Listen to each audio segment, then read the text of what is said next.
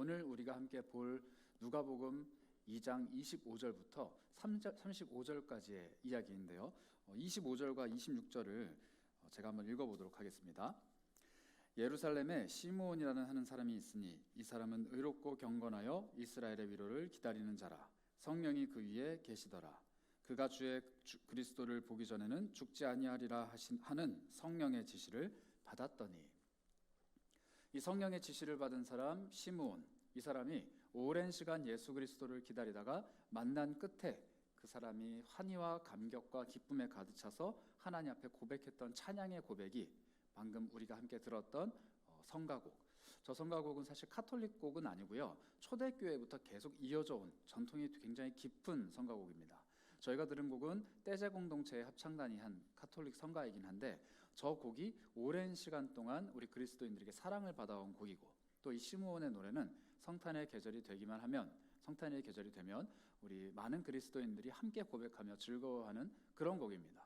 그래서 오늘은 우리가 시므온의 이 고백에 대해서 한번 살펴보려고 하는데요. 여러분들 아마 화면상에 보시면 왼쪽에는 말구유가 있고요, 오른쪽에는 가시면류관이 있습니다. 이 두 가지가 예수 그리스도의 탄생과 죽음을 가르쳐주는 상징물인데, 시므온의 노래 속에 이 두 가지가 동시에 들어가 있어요.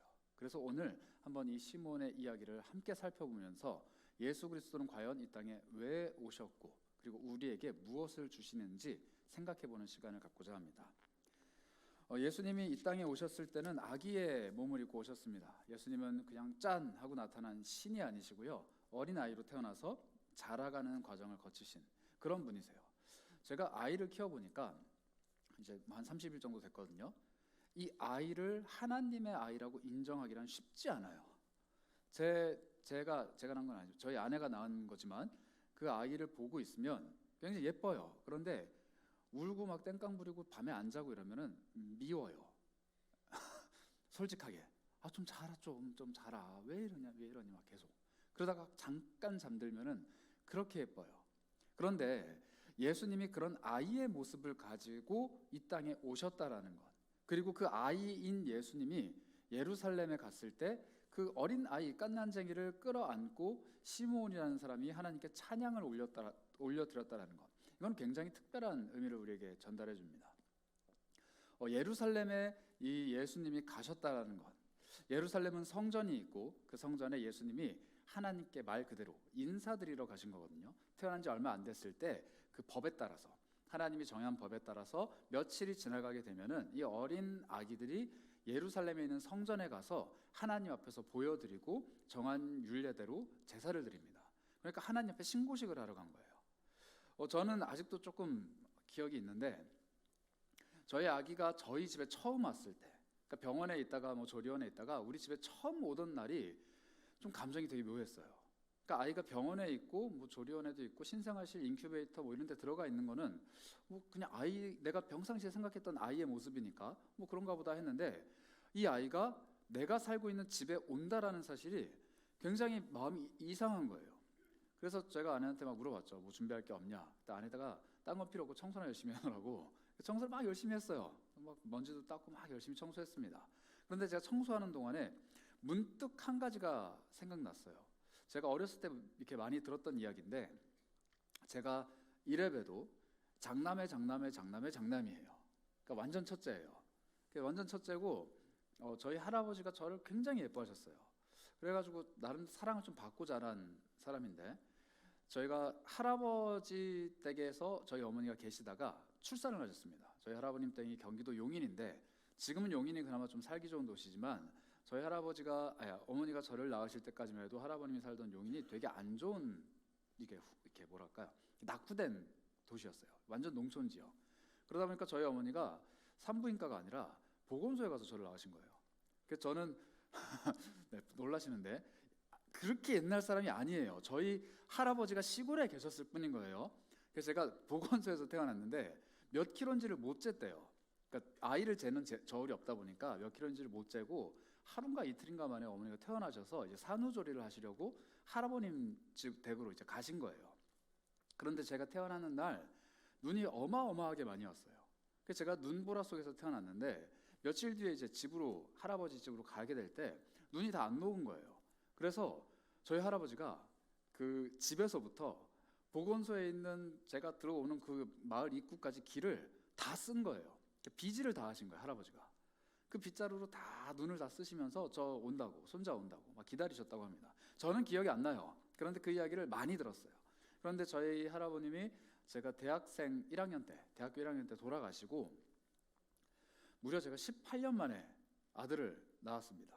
그러니까 저는 이 할아버지의 마음을 거의 뭐 잊고 지냈는데 제 아들을 우리 집으로 맞이하는 준비를 하면서 청소를 하다가 문득 그 먼 길을, 시골길을 비지를 하셨을, 그 눈을 치우셨을 할아버지의 마음이 조금 막 이렇게 공감이 되는 거예요. 아, 이런 마음으로 그렇게 나를 맞이하셨나? 기억조차 못하는 나를 그렇게 기다리셨나? 물론 우리 아이도 나를, 내가 어떻게 자기를 처음 만난지 기억조차 못할 테지만 그렇게 기대를 하셨나? 라는 마음이 들었습니다. 그런데 제 생각의 끝이 또 어디까지 이어졌냐면요, 하나님의 마음에 이어진 거예요. 여러분, 하나님이 영원 전부터 영원까지 계시는 분이 늘 예수 그리스도와 성령님과 한 몸, 한 존재로 계셨어요. 그러니까 삼위가 일체가 되셔서 같이 계시던 분들인데 이 예수님이 하나님 곁을 떠나 마리아의 몸에 오십니다. 그리고 10달 동안 배에서 자라가세요. 그리고 이 땅에 출생을 하세요. 하나님 입장에서는 예수 그리스도를 보냈어요. 그런데 이 아기 예수가, 내 곁을 떠난 나의 아들 예수가, 이 아기의 몸을 입고 있는 예수가 내 집에 온다는 거예요. 예루살렘에 있는 하나님의 성전, 하나님이 거하시는 곳, 하나님이 자기 백성을 만나주시는 곳, 하나님의 집이라고 불리는 그 성전에 내 사랑하는 아들, 내 독생자, 나의 귀한 예수가 어린아이의 몸을 입고 아무것도 모르는 갓난쟁이가 온다라는 거예요. 그리고 하나님은 그것을 준비하고 계셨습니다. 하나님은 예루살렘에서 예수님이 오시는 걸 준비하고 있었어요. 그 준비의 첫 번째가 바로 오늘 우리가 함께 보고 있는 시므온이라는 사람이에요. 이 사람은 우리가 아까 읽은 대로 의롭고 경건한 사람이에요. 그런데 무엇을 기다리냐면 하나님께서 이스라엘에게 위로를 주시기를 기다리는 사람입니다. 이 사람은 늘 성령님과 동행하는 사람이었어요. 여러분, 제가 아까 삼위일체 잠깐 말씀드렸는데요, 하나님이 계시고 저 천국 보좌에 하나님이 좌정하고 계신데 성령님이 이 땅에서 시므온의 마음에 계속 늘 같이 계신 거예요. 그러면서 뭘 준비시키시느냐, 곧 하나님의 아들 예수 그리스도가 탄생하실 건데 그분이 예루살렘으로 올 거야, 너는 그분을 맞이하고 영접할 준비를 해야 돼 라는 감동을 계속 주시는 거예요. 이 사람은 단순히 이스라엘의 위로, 이스라엘의 은혜를 바랬을 뿐이에요. 그런데 하나님은 그리스도가 올 거다, 나의 아들이 올 것이다 계속 이야기하신 거죠. 그래서 기다렸어요. 많은 사람들은 이 시므온이 26절이요, 그리스도를 보기 전에는 죽지 않을 거다라는 이야기 때문에 그럼 몇 살까지 살았을까? 이걸 궁금해해요. 100살일까? 120살일까? 150살일까? 궁금해해요.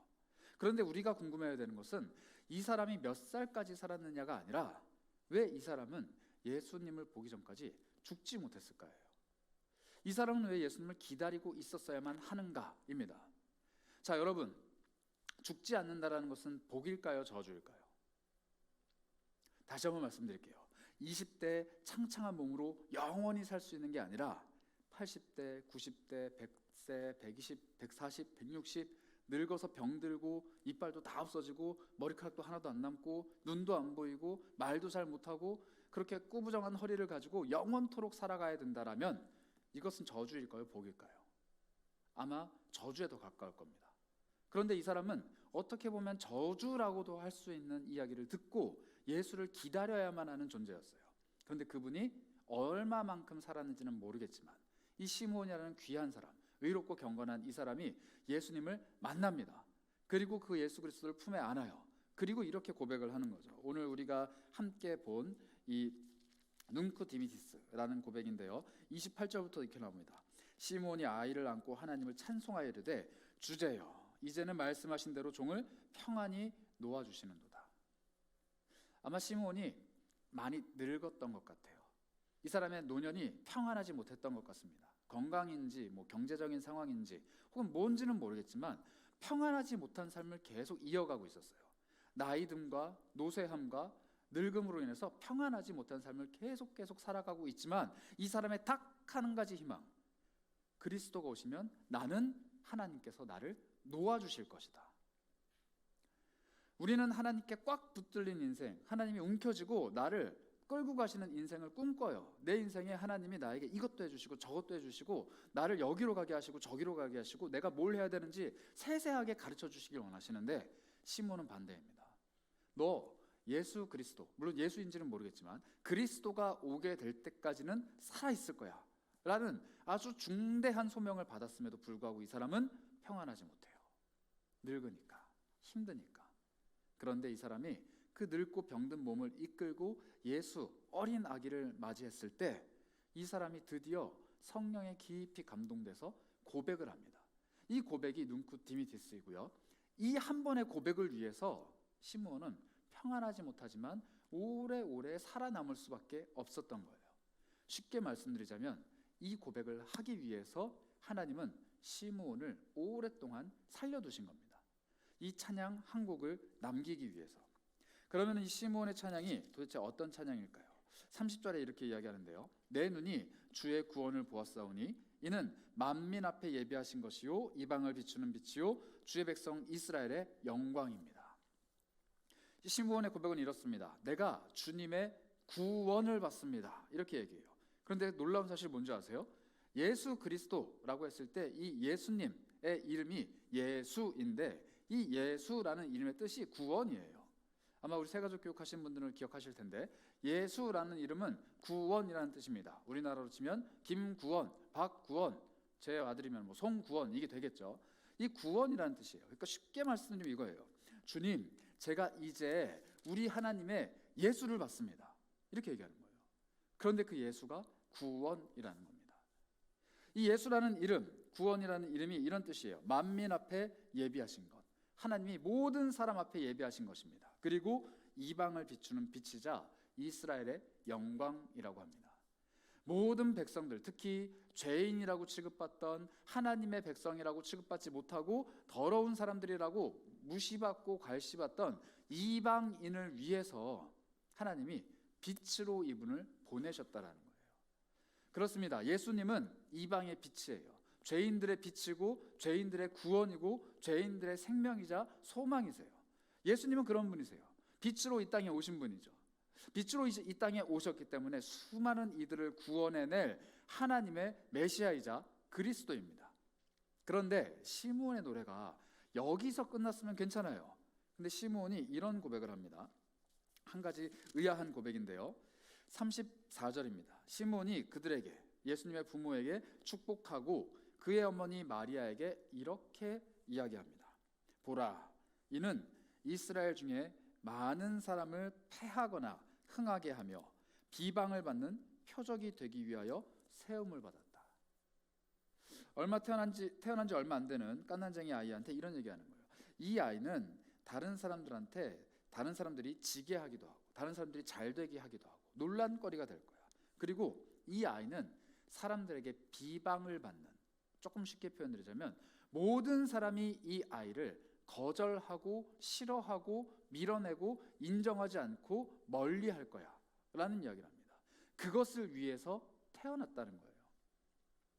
엄마의 입장에서 우리 마리아가 꽤 기분이 나쁘지 않았을까 싶습니다. 내 아이, 배 아파서 난 내 아이가 다른 사람들이 싫어하는 존재가 될 거야. 왕따가 될 거야. 다른 사람들이 멀리할 거야. 이 아이가 가는 곳곳마다 분란이 일어날 거야. 이 아이가 어딜 가든지 싸움이 일어날 거야. 이 아이가 가면은 온통 난장판이 될 거야 라고 어린아이에게 말한다면 우리 아이한테 왜 그래요? 이렇게 하겠죠. 그런데 마리아는 가만히 있어요. 왜냐하면 시므온이 하는 이야기가 성령이 감동하신 하나님이 주신 말씀이기 때문이에요. 그래서 마리아에게 이 이야기를 하고 난 후에 시므온이 끝까지 더 이런 이야기를 합니다. 35절인데요. 또 칼이 내 마음을 찌르듯 하리니 이는 여러 사람의 마음의 생각을 드러내려 함이니라. 마리아의 마음속에 이 아기 예수 때문에 슬프다 못해 칼이 그 마음을 찌르는 것과 같은 고통이 찾아온다고 합니다. 아이를 품에 안은 어머니, 새 생명을 품에 안은 어머니가 이 아이를 바라보면서 내가 얘 때문에 고생 꽤나 하겠구나, 내가 얘 때문에 진짜 죽겠구나, 내가 얘 없으면 인생이 편할 텐데 얘가 왜 태어나서 나한테 이런 고통을 줄까라는 생각을 쉽게 할까요? 안 할 거예요. 그런데 어머니도 아니고 제3자가 이렇게 얘기하는 거죠. 이 아이 때문에 당신, 어머니, 마리아는 가슴이 찢어지듯 아플 거예요. 그렇게 괴로울 거예요. 그리고 이 아이 때문에 모든 사람들이 괴로울 겁니다. 이런 이야기를 하는 거예요. 저주에 가까운 이야기를 쏟아냅니다. 그런데 예수님의 부모는 이 이야기를 듣고 화를 내거나 거부하거나 도망가지 않습니다. 그저 마음에 받을 뿐이죠. 오늘 우리는 성탄절을 맞이해서 예수 그리스도의 탄생을 가까이 하고 있습니다. 그런데 이 예수 그리스도의 탄생은 누군가에게는 밝은 빛일 수 있어요. 저희 오늘 화면에 띄어져 있는 저 말구유 위에 있는 라이트라는 글씨처럼 밝은 빛으로 이 땅에 오신 분입니다. 그런데 누군가의 마음에는 예수 그리스도의 탄생은 검과 같이, 저기 검이라고 써져 있죠. 영어 읽을 줄 아시죠? 검이에요. 누군가의 마음속에는 검으로 이 땅에 오신 예수 그리스도라는 겁니다. 빛으로 오신 예수 그리스도는 굉장히 명확해요. 요한복음 8장 12절에 예수님이 본인 스스로를 이렇게 이야기하십니다. 예수께서 또 말씀하여 이르시되 나는 세상의 빛이다. 나를 따르는 자는 어두움에 다니지 아니하고 생명의 빛을 얻을 것이다. 나는 세상의 빛이다. 나는 생명의 빛이다. 그러니 너희는 이제 빛된 나를 본받아서 세상의 빛이 되라. 세상 가운데 빛을 전해라. 너희는 빛처럼 살아가라. 이런 이야기들을 우리에게 하십니다. 그래서 우리 교회의 표어가 그렇잖아요. 온 세상 가운데 빛을 전하는 무별과 샛별들과 청년들, 우린 빛된 공동체입니다. 그런데 예수님께서는 이 이야기만 하신 것은 아니에요. 나는 세상의 빛이다 라고만 말씀하신 것이 아니라 마태복음 10장 30절에는 또 이런 이야기를 하셨습니다. 내가 세상에 화평을 주러 온 줄로 생각하지 말아라. 화평이 아니라 검을 주러 왔다. 내가 세상에 평화를 주겠다라고 생각하지 말아라. 나는 세상에 평화가 아니라 검을 주러 왔다. 예수님이 이 땅에 오셨을 때 하늘에는 영광이고 땅에는 평화라고 노래했습니다. 예수님이 이 땅에 오셨을 때 온 천하가 기뻐했어요. 그런데 예수님 말씀하십니다. 내가 평화만 줄 거라고 생각하면 큰 착각이야. 나는 너희에게 검을 주러 왔어. 나는 너희에게 검, 누군가를 찌르고 누군가의 마음을 아프게 하고 누군가에게 분란을 일으키는 검을 주러 온 존재야 라고 이야기를 하시는 겁니다. 그러면 누가 빛을 얻고 누가 검을 얻는 걸까요? 우리는 마리아를 한번 살펴볼 필요가 있습니다. 예수님의 부모 마리아와 요셉, 이 부모에게 시므온이 이렇게 얘기를 합니다. 33절인데요. 그의 부모가 그에 대한 말들을 놀랍게 여기더라. 이 아기가 이방의 빛이고 주의 이스라엘의 영광이다라고 하니까 부모가 놀라는 거예요. 우리 아이가 그렇게 소중한 존재예요? 이 아이가 하나님의 아들이 진짜 맞아요? 라고 질문을 할 때 그 부모에게 시므온이 이 이야기를 한 거예요. 너 그리고 너의 남편, 이 아기가 일반적인 관계가 아니라 성령에 의해서 하나님에 의해서 태어난 특별한 아이인 거 다른 사람은 다 믿어도 너희들은 알지. 너희들 이 아이가 하나님의 아들 메시아 그리스도인 거 알지. 이 아이의 이름 구원이라는 이름 너희가 지은 게 아니라 천사가 말해주고 하나님이 정해준 이름이라는 거 알지. 너희는 이 아이의 정체를 알지. 너희는 그것을 알기 때문에 이 아이가 빛이 아니라 검이 될 거야. 이렇게 말씀하시는 거예요. 예수라는 존재를 모르는 사람들에게, 즉 죄인들에게, 하나님을 모르는 사람들에게 예수님의 찾아오심은 빛입니다. 어둠 가운데 헤매고 있던 죄인이 한 줄기 빛을 발견하고 예수 그리스도로 인하여서 회복을 누리게 돼요. 죄인은 예수를 발견할 때마다 빛을 보게 됩니다. 그런데 예수 그리스도의 존재를 정확하게 아는 사람들에게 주님은 검이 된다는 거예요. 마음을 찌르는 검, 때때로 분란을 일으키는 검, 내 손에 쥐어져 있지만 이 검을 어떻게 사용해야 될지 두근두근 마음이 떨리는, 이 검을 도대체 나에게 왜 주셨는가 고민해야만 하는 그런 검이라는 거예요. 예수는 우리에게 그런 존재입니다. 예수님이 말씀하십니다. 너 예수를 믿고 화평만 얻는다고 생각하면 착각이다. 나는 너에게 화평만 주는 것이 아니라 검도 주러 왔다. 이방의 빛으로 오신 예수 그리스도, 그리고 우리를 이방의 빛으로 보내시는 예수 그리스도가 이런 말씀도 하셨어요. 너희를 내가 보낼 때 행복한 길을 걸어가는 게 아니라, 꽃길을 걸어가는 것이 아니라 이리 가운데 순한 양들을 보내는 것과 같다. 너희를 세상에 보낼 때 내가 걱정돼서 죽겠다. 그래서 내가 너희에게 검을 준다. 이렇게 말씀하시는 거예요. 예수를 아는 사람에게 예수 그리스도의 생명과 예수 그리스도께서 이 땅에 오심과 예수님의 복음은 불편한 거예요. 예수를 몰랐을 땐 괜찮아요. 죄를 짓기 때문에 고민하고 죄 때문에 괴로워하고 내 인생의 문제 때문에 슬퍼한 그때에는 예수님이 오시면 너무 좋아요. 예수님이 내 인생의 문제를 다 해결해 줄 것 같거든요. 내 죄의 문제를 다 해결해 주실 분 같거든요. 내 인생에 한 줄기 빛이 아니라 광명한 광채가 태양이 떠오르는 것처럼 즐겁거든요. 그런데 여러분들 알잖아요. 그렇게 회개하고 예수를 믿고 돌이켰는데 얼마 지나지 않아서 내 삶은 또 어려워져요.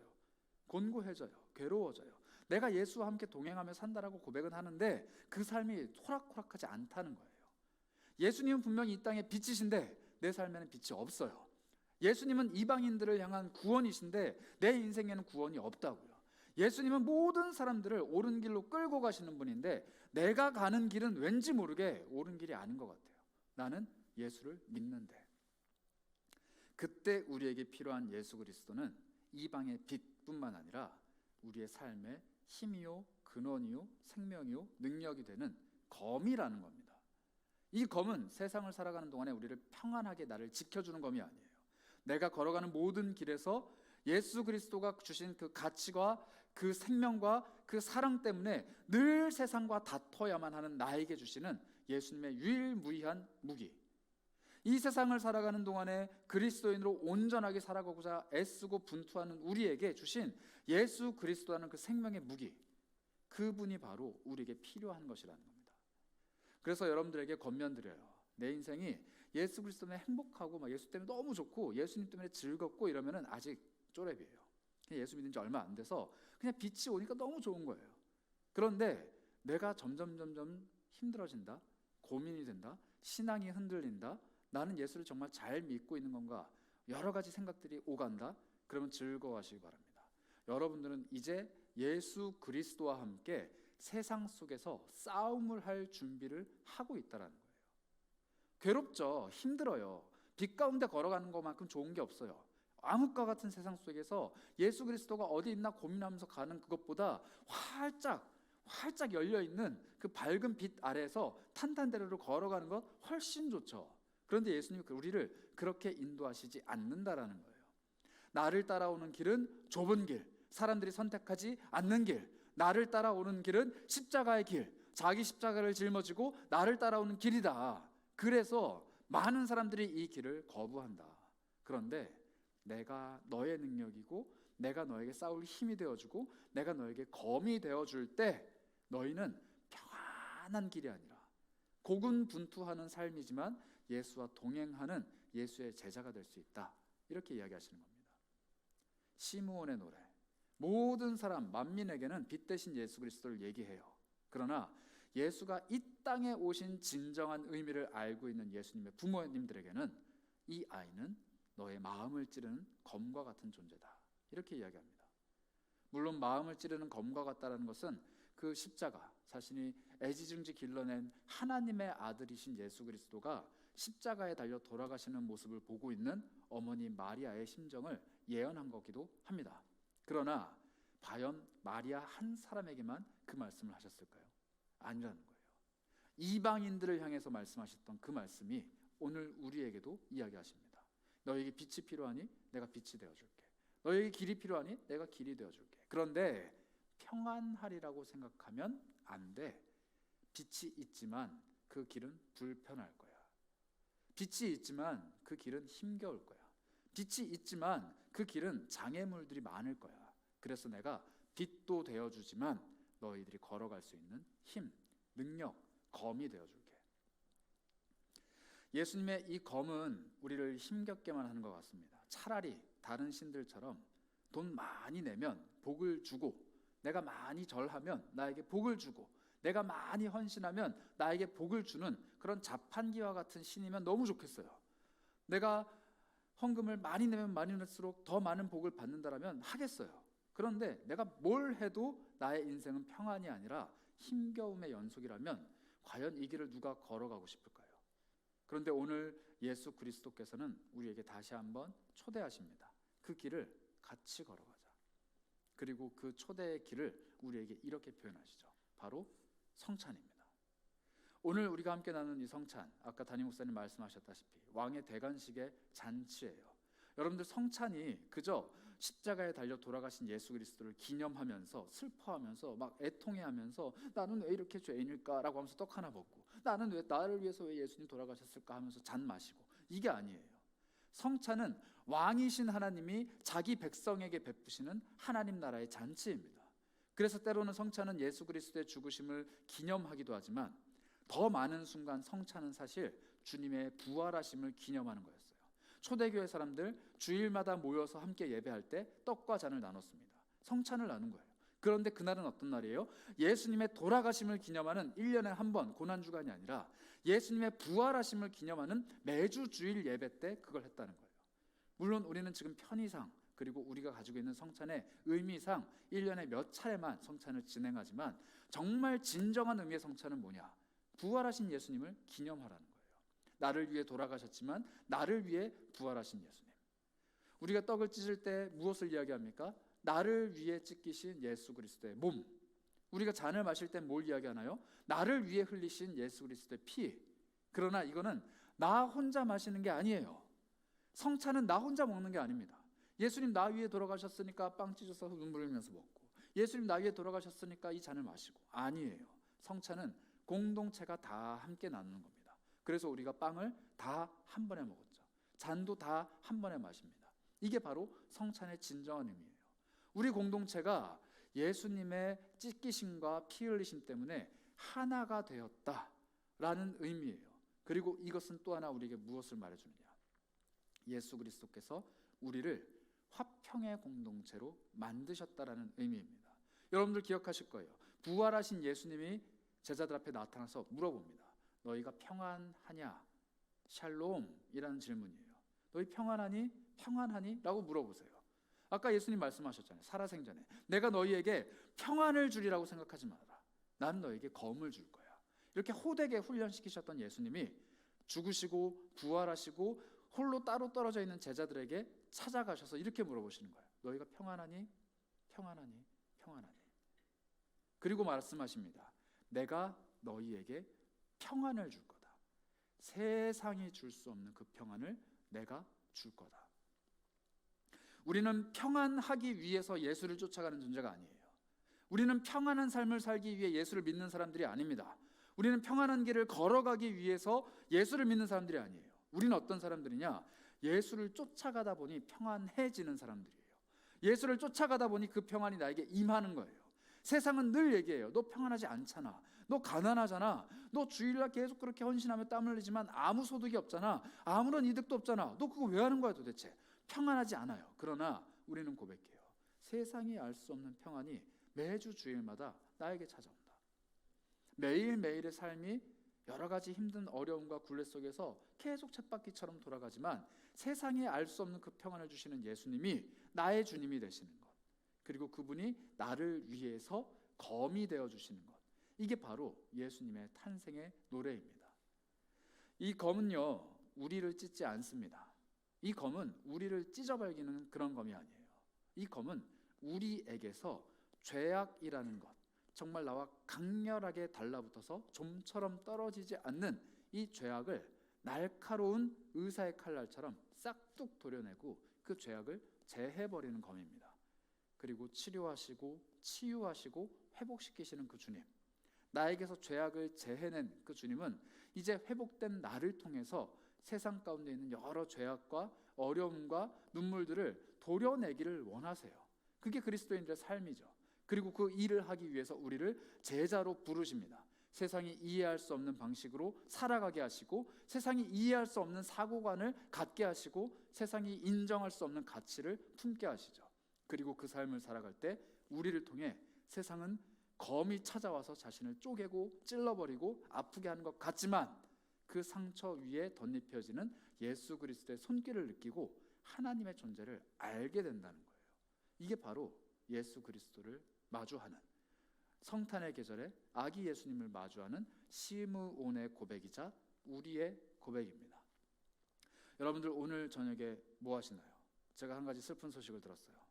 우리 교회 청년부가 20명이 넘는 멤버들이 모여서 성탄 파티를 벌인다는, 갈 데가 없는 청년들이 20명이 넘는다는 얘기를 들었습니다. 여러분 애도를 빌고요. 약속이 있으신 분들은 오늘 한번 전해보세요. 예수님 왜 오셨는 줄 아니? 그냥 행복하게 하려고? 사람들 즐겁게 하려고? 아니야. 사람들을 힘겹게 하실 거야. 그런데 그 힘겨운 터널 끝에 예수님이 주시는 행복감이 있어. 내가 그래. 내가 지금 그래. 너가 보기에 나는 어떤 사람이니? 나는 지금 행복해. 나는 지금 평안해. 라고 말할 수 있는 여러분들이 되시길 바라요. 20명 넘는 사람들 모이는데 뭐 할 거예요? 치킨 시켜 먹고 영화 보고 볼링 치러 간다면서요. 끝이에요 그게? 예수님의 생일 파티인데? 여러분들 뭘 고백할 거예요? 나 올 한 해 예수님 때문에 이런 선물 받았어. 나 올 한 해 너네들이 보기에 이런 삶 살아왔지만 그 끝자락에 예수님이 올 한 해 이런 감사거리를 주셨어. 1년의 마지막 주일을 맞이하며 돌아보는 나의 1년의 삶이 평안하지 못해도 괜찮아요. 그러나 예수 그리스도의 손길이 없으면 문제가 심각합니다. 평안하지 못해도 괜찮아요. 그러나 예수 그리스도께서 주신 검이 없으면 나는 문제가 심각한 거예요. 평안하지 못해도 괜찮아요. 그런데 좀처럼 예수가 느껴지지 않다면 나는 심각한 거예요. 빨리 돌이키시고 주변에 있는 많은 청년들과 이야기 나누세요. 너의 삶에 찾아온 예수는 어떤 분이시니? 너의 인생에 올 한 해 예수님은 어떻게 일하셨니? 너를 어떻게 예수님이 위로하셨니? 회복하셨니? 그리고 어떻게 예수님이 너에게 내년도를 기대감으로 시작하게 하시니? 이 마음을 품고 싶으신 분들은 다음 주부터 시작되는 신년 기도에 오시면 됩니다. 신년 기도에 새해 첫날부터 우리 기도하고 막 새벽에 나오고 피곤해 죽겠고 막 커피 내려야 되고 봉사해야 되고 출근해야 되고 또 다시 저녁에 가서 자다가 또 나와야 되고 이 굴레의 연속이니까 너무 힘든데 월수금만 나갈까? 화목만 나갈까? 토요일 하루만 나갈까? 어떻게 할까? 고민하는 분들 분명히 계실 거예요. 제가 장담합니다. 여러분들 검을 가지시라고요. 나를 찌르는 검을 가슴에 하나씩 품고 신년 기도에 나오시라고요. 내가 가지고 있는 인생의 문제 집에 처박아 놓고 침대에 들어넣어서 뒤로 돌아서 모르는 척 잠들고 있지 말고 그 문제를 가슴에 좀 품고 하나님 앞에 나와서 보여드리라고요. 하나님, 내 인생 평안하지 않고 내 인생에 나를 찌르는 검으로 예수님이 지금 나에게 오셨는데 이 일 속에서 나에게 무슨 일을 하시려고 나에게 기도하라 하십니까? 하나님, 내 인생의 이 문제 어떻게 해결하시려고 나에게 기도하라고 하십니까? 내가 기도할 때마다 하나님 답을 좀 보여주시고 내가 기도할 때마다 세상이 줄 수 없는 평안도 좀 주시고 내가 기도할 때마다 이 검이 나를 이제 찌르는 것이 아니라 이 검을 통해 예수 그리스도를 통해 아기 예수가 이 땅에 오신 그 기쁨의 성탄을 통해 내가 누군가에게 새로운 해결책과 새로운 능력을 제시해 줄 수 있는 하나님의 사람이 되길 원합니다. 이런 기도를 1년에 한 번쯤은 할 수 있잖아요. 1년의 시작을 기도로 할 수 있잖아요. 제가 간곡하게 권면드립니다. 그리고 또 하나 권면드려요. 이번 주 금요일 이제 금요 생명 예배 마지막 예배입니다. 이날만큼은 청년들이 많이 오셨으면 좋겠어요. 왜냐하면 그 다음 주부터는 우리 청년 공동체가 함께하는 하나님 앞에서의 찬양 예배가 시작이 돼요. 저는 궁금해요. 과연 어떤 청년들이 그 자리에서 기도하고자 모여드는지. 저는 궁금합니다. 과연 어떤 청년들이 어떤 기도 제목으로 기도를 하는지. 그리고 시작할 거예요. 우리는 기도하는 공동체가 될 겁니다. 인어프 공동체, 제가 분명히 말씀드렸어요. 이제는 교제하는 공동체에서 사역하는 공동체로 우리의 체질을 변화시키자. 여러분, 교제하는 공동체 행복하게 만드는 법은 진짜 쉬워요. 행사 많이 하고 회식 많이 하면 돼요. 있는 재정 여러분한테 다 쏟아부으면 됩니다. 그런데 사역하는 공동체로 전환되는 거예요. 굉장히 어려워요. 사역을 하면 할수록 우리의 관계는 깨지기 시작할 거예요. 사역을 못하게 만들려고. 사역을 하면 할수록 여러분들의 삶은 바빠지고 힘들어질 거예요. 사역을 못하게 만들려고. 인어프 공동체, 우리 청년 공동체가 사역을 하겠다라고 장담하고 선언하고 달려갈 때 분명히 우리 발목을 잡는 일들이 있습니다. 이 일들을 극복하기 위해서 우리는 기도가 필요해요. 제가 진짜 장담해요. 23년도 끝자락에 기도한 사람과 기도 없이 신앙생활하는 사람의 판이하게 달라지는 결과물, 우리 공동체 안에 고백이 될 겁니다. 하나님 앞에 기도하는데 힘을 쓴 사람과 하나님 앞에서 그냥 살아간 사람의 인생의 길이 갈라져서 멀찍이 떨어질 거예요. 제가 지금 저주하고 있는 건가요? 아니에요. 기도하면 돼요. 기도하면 잘 될 거잖아요. 기도 안 하면 뭐 어쩔 수 없어요. 나도 몰라요. 어떻게 살려고 하는지 모르겠어요. 그런데 해답을 드리잖아요. 기도하는 자리를 지켜보시라니까요. 제가 여러분들 기도시켜드린다고 얘기 안 하잖아요. 여러분들이 기도하셔야 돼요. 그런데 그 자리에서 하나님이 나에게 뭐라고 말씀하시는지, 그리고 내 인생에 도대체 무슨 평안이 예비되어 있길래 나에게 지금 이 고난을 주시고 이 어려움을 주시는지 고민해 보시라고요. 그렇게 1년을 시작하시고 1년의 끝자락에 내년 이맘때쯤에 우리 성탄 예배 때는 진짜 한마디씩은 꼭 합시다. 나 작년 이맘때 이 문제 가지고 있었는데 기도했더니 하나님이 이렇게 해결해 주시더라. 나 작년 성탄 때는 정말 솔직히 말하면 할 이야기가 없었다. 그런데 올해 성탄 때는 믿음으로 간증할 일들이 너무 많아서 나한테 좀 시간을 달라. 이렇게 이야기할 수 있는 청년들이 많아지길 바라요. 우리는 기도해야 됩니다. 그리고 늘 기도로 경건하게 애를 썼던 사람 시므온처럼 예수 그리스도께서 이 땅에 오신 의미를 바르게 이해하고 세상은 그저 성탄 때문에 행복해하고 즐거워하는 이때에 우리는 그들을 바라보며 가슴속에 하나씩 검을 품고 내가 이 세상에 이 어려움, 이 문제, 이 잘못만큼은 기도하며 해결해내리라. 내가 가지고 있는 이 하나님이 주신 검을 통해 나의 이 약점을 극복해낸 하나님의 능력을 통해 다른 이들에게 도움을 주리라. 이렇게 결심하면서 고백하는 우리 청년들이 되셨으면 합니다. 그래서 오늘 우리는요 이런 찬양을 할 거예요. 이 땅 위에 오신 하나님의 이름. 하나님 그분이 이 땅에 오셨습니다. 그리고 그분이 우리에게 이런저런 일들을 하셨지만 가장 좋은 일, 우리의 능력이 되어주시고 힘이 되어주시고 인생을 뚫고 나갈 능력의 검을 우리 손에 쥐어주셨다는 거예요. 이 검을 잘 사용하면 인생이 풀립니다. 그러나 이 검을 그대로 방치해놓고 죄를 여전히 짓는 나는 이 검이 나의 마음을 찌르게 될 거예요. 찔려도 좋습니다. 이 검은 늘 나를 살려내는 검이기 때문이에요. 그러나 이왕이면 찔릴 바에야 다른 사람을 찌르며 그 사람을 살려내는 검으로 예수님과 함께 동행하면 어떨까요? 이렇게 왕 되신 주님 우리가 모시고 찬양하며 즐거워하며 이 성탄의 예배를 우리 찬양으로 하나님께 영광 올리도록 하겠습니다.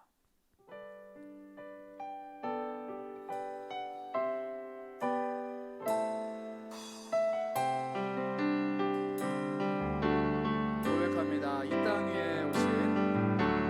땅 위에 오신 하나님의 본체 십자가에 달리사 우리 죄 사하셨네. 하나님이 그를 지극히 높여 모든 이름 위에 뛰어난 이름을 주사 우리 예수 이름 앞에 절하고 모든 입이 주를 시래.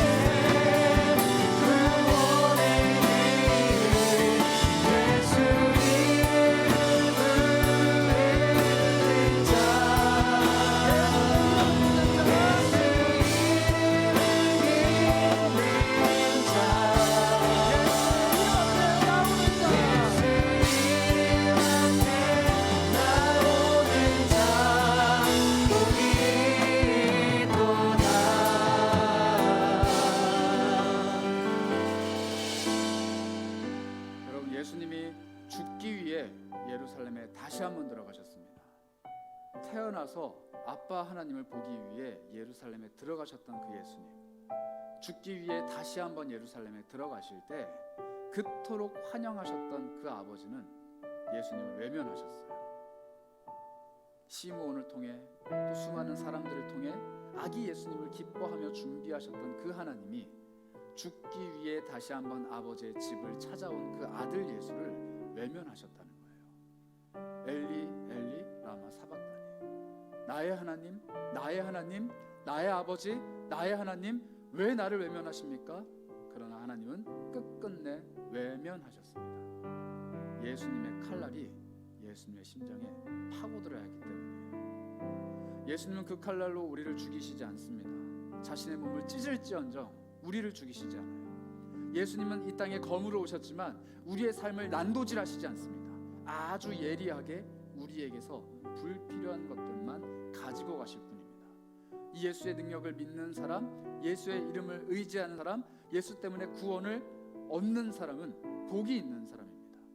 복이 있다, 복이 있다, 예수 그리스도의 부모여, 복이 있다, 복이 있다, 예루살렘이여, 복이 있다, 복이 있다, 예수를 믿는 모든 성도여. 이게 예전부터 지금까지 수많은 성도들이 함께했던 노래예요. 오늘 이 노래가 우리의 고백이 되기 원합니다. 오늘 이 고백이 우리의 찬양이 되기 원합니다. 예수님이 들어오실 때 예수님이 화평이길 원하시는 수많은 사람들은 환영했어요. 그러나 예수님이 찔려 돌아가실 때 수많은 사람들은 외면했습니다. 그러나 우리는 고백할 수 있습니다. 예수의 이름이 우리의 이름이다. 예수의 능력이 우리의 능력이다. 비록 찔릴지언정 예수 그리스도는 우리의 왕이십니다. 우리 다시 한번 찬양하실 때 수많은 무리들과 수많은 성도들과 함께 이 찬양을 고백하며 하나님께 영광 돌리도록 하겠습니다. 수많은 무리들이 있으시오, 수많은 무리들 주시오, 그분을 보기 위해, 그분을 보기 위해 평범한 목수이신 그분 앞에 모든 무릎이 꿇어 경배하네. 모든 문제들 하나하나 죽음까지도 힘을 잃고 죽음까지도 힘을 잃고 생명의 근원 되시는 생명의 근원 되신 예수 이름 앞에 모든 권세를 굴복하네. 예수 이름 높이세. 예수 이름 높이세. 능력의 이름 예수 이름 높이세. 구원의 이름 예수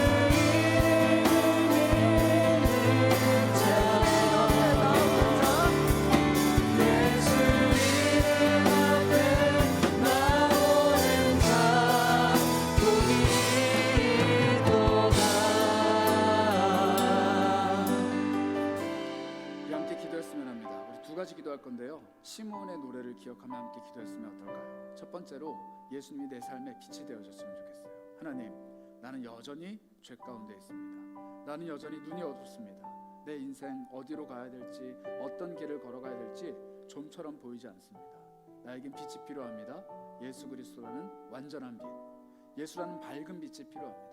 이방의 빛으로 오신 예수 그리스도이시라면 이방인과 같이 여기저기 정착하지 못하고 떠돌이처럼 헛돌고 있는 내 인생 밝은 빛 비춰주셔서 하나님 나라의 백성이 되게 하여 주옵소서. 우리 첫 번째로 이 기도 제목으로 기도하고요. 두 번째는 하나님, 나에게는 이제 빛 대신 주님이 검이 되길 원합니다. 내 속에 있는 죄악을 찔러 없애는 검, 그리고 내 손에서 다른 이들에게 생명을 전하는 그 능력의 검이 되길 원합니다. 하나님, 나를 사용하여 주시고 나를 일으켜 세우셔서 다른 이들에게 생명을 전하는 예수 그리스도의 참된 제자가 되게 하여 주옵소서. 이 두 가지 기도 제목 중에 여러분들 마음에 필요한 기도 제목 한 가지를 기도하셨으면 좋겠어요. 하나님, 나는 빛이신 예수님 필요합니다. 하나님, 나는 검이신 예수님 필요합니다. 하나님, 나는 둘 다 필요합니다. 아무나 모두나 다 상관없습니다. 이 시간 하나님 앞에서 기도하며 나아가는 거겠습니다. 기도합니다.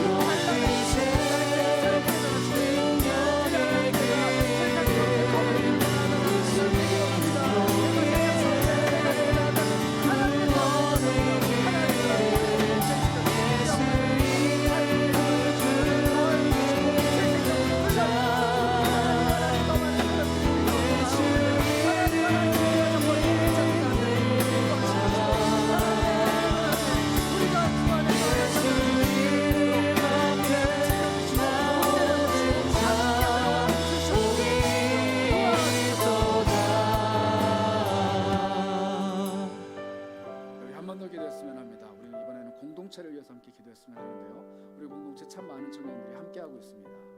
우리 공동체가 주 안에서 이 두 가지 예수 그리스도의 은혜를 누렸으면 좋겠어요. 우리의 마음에 위로가 필요한 청년들, 혹은 관계 가운데서 힘을 얻기를 원하는 청년들, 그리고 공동체 안에서 사랑을 누리기 원하는 모든 청년들이 이곳에 오기만 하면 그리스도의 사랑 때문에, 그리스도의 밝은 빛 때문에 행복해지고 따뜻해지고 은혜가 넘치는 삶으로 변화되는 공동체가 될 수 있도록 우리 공동체를 위해서 기도해 주시기 바랍니다. 그리고 또 하나, 우리 공동체 이제는 사역하기를 원합니다. 주님의 일을 하기 원합니다. 우리에게 맡겨주신 소명을 감당하길 원합니다. 그런데 우리는 능력이 없어요. 돈도 없어요. 그냥 사람들만 있을 뿐이에요. 그런데 그 사람 한 사람 한 사람에게 검으로 이 땅에 오신 주님이 은혜의 검을 그 손에 붙들어 주시고 우리를 사용하여 주신다면 우리가 세상 속에서 해야 할 일들을 할 수 있습니다. 우리 공동체의 사역을 위해서 기도해 주시고 또 우리 공동체에 임하실 빛 대신 주님의 은혜를 위해서 기도해 주시기 바랍니다. 우리 공동체를 위해 함께 마음 모아 기도하도록 하겠습니다. 기도합니다. 하나님 주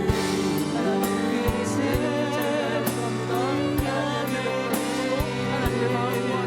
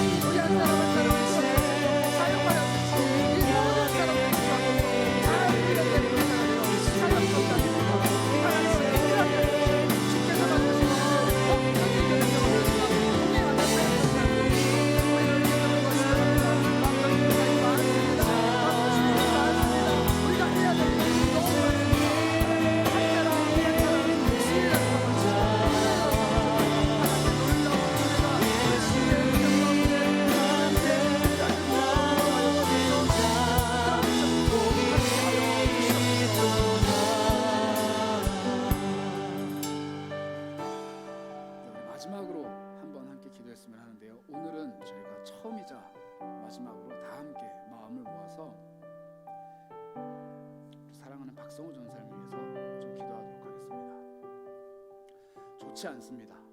건강이 좋지 않아요. 주님께서 치료의 광선을, 성경에 나오는 그 건강케 하시고 평안케 하시는 빛 대신 주님의 은혜가 필요합니다. 병원에서는 더 이상 방법이 없답니다. 그런데 주님께는 방법이 있을 거예요. 그래서 여러분들 위해서 기도해 주실 때 우리 박성호 전사님, 주님의 빛이 밝게 비춰주셔서 정말로 하나님 앞에서 회복하고 거뜬히 일어날 수 있는 하나님의 종이 되게 해주시옵소서. 이 빛 대신 주님의 능력을 기도해 주시고, 또 하나, 박성호 전사는 아파도 하나님의 종입니다. 말씀의 종이에요.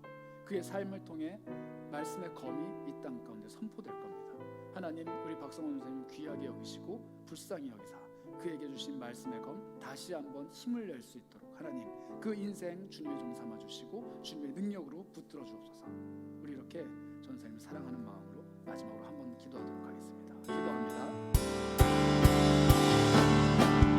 예수 이름 높이세 능력의 이름 예수 이름 높이세 구원의 이름 예수 이름을 부르는 자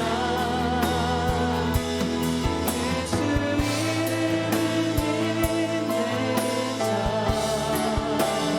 믿는 자 예수 이름 앞에 나오는 자 우리 믿어라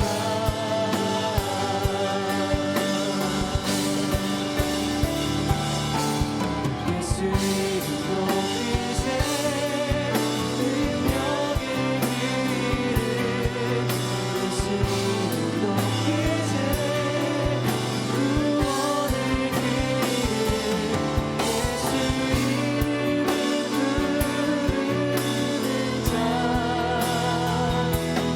예수 이름을 믿는 자 예수 이름 앞에 나오는 자 우리 믿어라. 하나님, 오늘 예수 그리스도의 이름이 이 땅에 오신 성탄을 우리가 기뻐합니다. 구원, 그 하나를 우리에게 주시기 위해서 예수라는 아이의 이름을 얻고 이 땅에 오신 그리스도를 찬양합니다. 우리 곁에 오시지 않아도 되는 그분이 우리 곁에 오셨고, 우리에게 빛을 주시지 않아도 늘 밝게 빛나는 그분이 우리에게 그 빛을 나눠주셨습니다. 감사합니다. 죽을 수밖에 없는 죄인을 살려내 주시고 하나님의 빛 가운데 걸어가게 하시니 그 은혜가 얼마나 큰지 그저 감사할 따름입니다. 그런데 하나님, 죄인들을 불러내시고 하나님의 훈련받은 군사, 제자로 삼아주셔서 이 땅 가운데 평화가 아닌 검을 전하는 사람들로 우리를 보내시니 이것을 은혜라 해야 할지 두렵다 해야 할지 사실 잘 모르겠습니다. 세상은 우리가 살아가기에 녹록지 않고 특히 그리스도인으로 이 세상 가운데 홀로 서기에는 너무 어려운데 우리에게 검이 되어 주신다 하니 그저 주님을 붙잡고 걸어갈 따름입니다. 매일매일 화평한 삶은 아닐지라도 매일매일 고군분투 속에 주님을 놓치지 않는 하나님의 사람들이 되기 원합니다.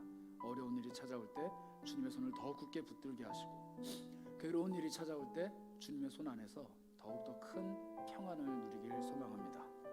세상이 할 수 없는 평안, 하늘의 놀라운 영광과 이 땅의 평화, 그 모든 것들을 예수의 이름을 믿는 자들에게 주신다 하셨사오니 오늘 이 성탄의 계절에 우리가 기뻐하는 것뿐만 아니라 주님을 믿는 나의 믿음에 깊이 감사하며 즐거워하는 사람들이 되길 원합니다. 주님, 특별히 사랑하는 박성호 전사를 위하여 기도합니다. 우리 전도사님, 주께서 젊은 나이에 주님의 종 삼아 주시고 하나님의 귀한 말씀을 붙여주시고 그의 가진 모든 삶을 통해 하나님 앞에 충성하리라 다짐했건만 육체에 잠시 잠깐 찾아오는 연약함으로 인해 지금 병상에 있습니다. 하나님 기억하시고 주의 종의 그 몸을 붙들어 주시고 하나님의 한량없는 은혜로 채워주셔서 회복해 하는 은혜가 그에게 있기를 소망합니다. 그가 다시 한번 털고 일어나 우리 공동체 앞에 나타나는 것, 그것이 우리에게는 기쁨입니다. 하나님 붙들어 주시고 회복시켜 주시고 세상이 할 수 없는 의사조차 할 수 없는 그 일을 하나님 행하여 주시옵소서. 우리에게 생명을 주신 것처럼 그에게도 생명을 주시고 또 박성호 전사님을 통하여 더 많은 이들에게 큰 생명이 흘러들어갈 수 있도록 그를 사용하여 주시옵소서. 동일한 은혜 우리 모든 청년들에게 있길 원합니다. 자신의 삶을 통해 주님께 쓰임받고 생명의 검을 다른 이들에게 전하는 삶 살 수 있도록 2022년의 한 해를 이끌어 가신 주님, 2023년에도 우리 청년들 한 사람 한 사람을 기억하시고 주님 사랑하여 주시고 끌어안아 주시고 하나님과 함께 동행하는 사람들로 변화시켜 주옵소서. 우리 주 예수 그리스도의 이름으로 기도합니다. 지금은 이방의 빛으로 그리고 우리 마음을 찌르는 칼날로 우리에게 오신 우리 주 예수 그리스도의 한이 없으신 사랑과 그분을 보내시고 우리에게 내어주시고 그분을 외변하셨지만 다시 살려내신 후에 우리의 왕으로 군림하도록 인도하신 하나님 아버지의 무한하신 은혜와 그분을 깨닫게 하는 믿음을 우리에게 베풀어 주시는 성령님의 교통하심이 함께 고개 숙인 모든 영혼들 머리 위에 지금부터 영원까지 함께 있을지어다.